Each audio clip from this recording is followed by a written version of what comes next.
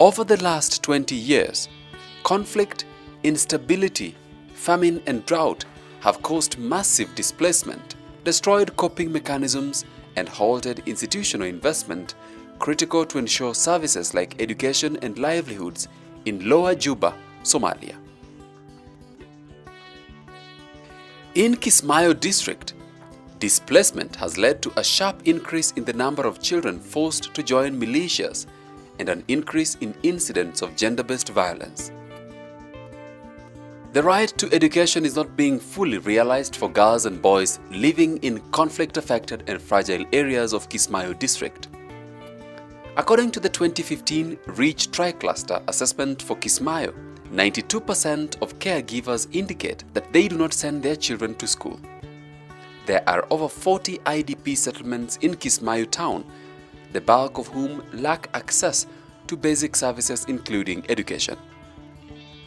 It is against this backdrop that the Adventist Development and Relief Agency ADRA Somalia, through funding from United Nations Office for Coordination of Humanitarian Affairs UN OCHA, implemented the emergency education intervention aimed at providing immediate and integrated assistance to education services for IDP girls and boys in Kismayo district.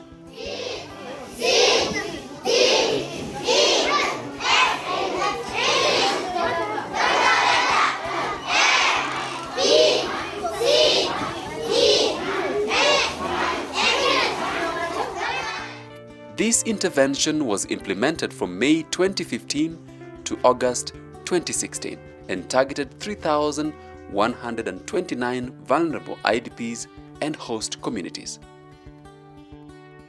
ADRA designed this project to ensure that services and aid delivered would protect all segments of the targeted population and would not put some at risk, especially girls.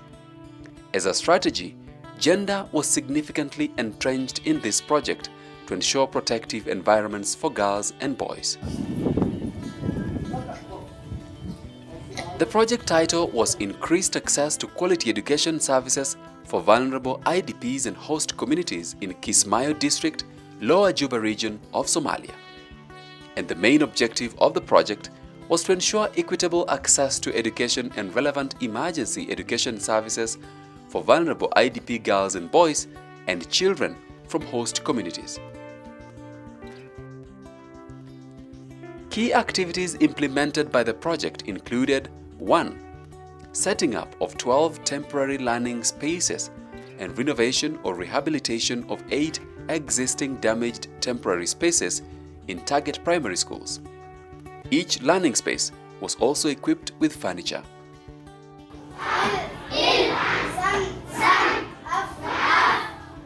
2.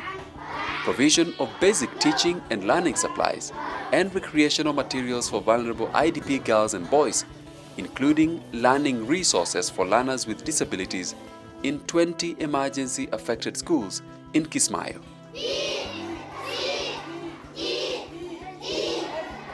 3.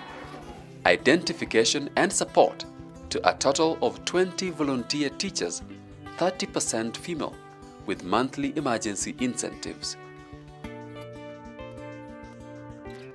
Division by the objectives also by the end of the lesson, the learner should be able to at least answer questions regarding division.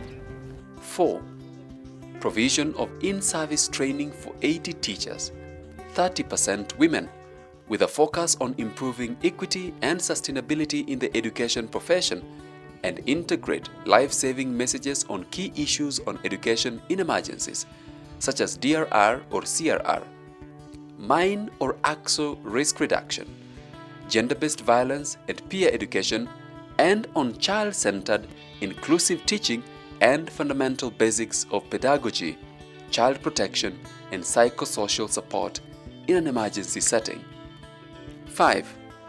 Training of 60 Community Education Committees, CEC members, consisting of 30% female in 20 primary schools. 6. Construction or rehabilitation of 20 temporary gender-sensitive latrines and hand-washing facilities in 20 target schools.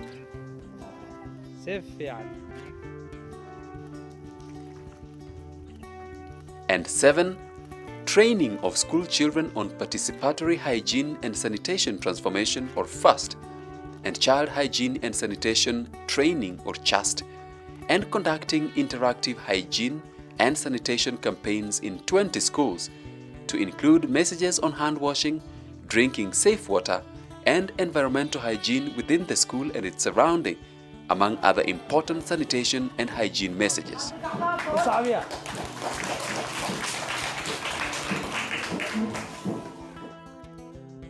ADRA understands that in emergency situations, like is the case in Kismayo, girls and boys have different vulnerabilities and capacities, and therefore different protection needs.